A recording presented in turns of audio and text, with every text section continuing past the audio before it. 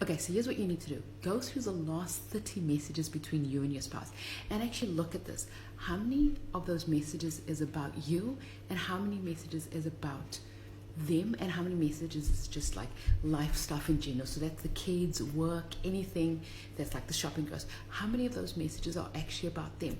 So here's the thing.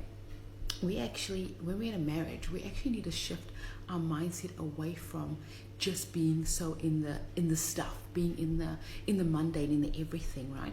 When we communicate with our partner, we actually need to look at how often are we pouring into them, how often are we actually building them up, how often are we actually growing them.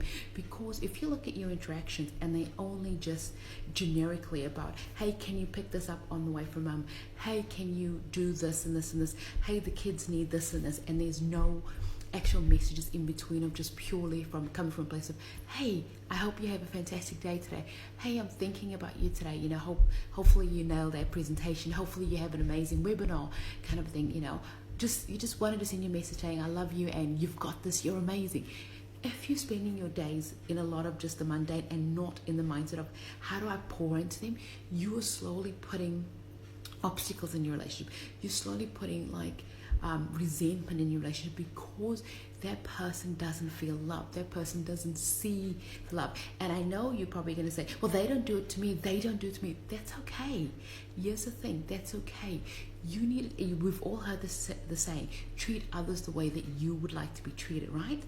Yes, we all need to look at what is the seeds that we are planting, because what seeds you plant is what you're going to sow back. So if you want to have a harvest of just love-filled messages of your partner just pouring into you, then you need to actually do the same.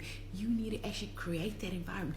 You need to create the situation where you're like, wow, where they go, wow, I feel seen, I feel special, I feel important.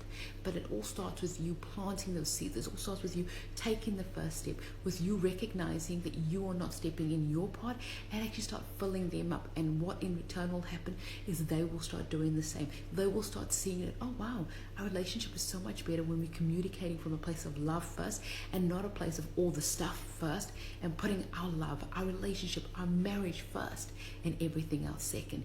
You're going to see it blossom. Try it out. Let me see how it works for you. And as always, remember to follow for more. Bye.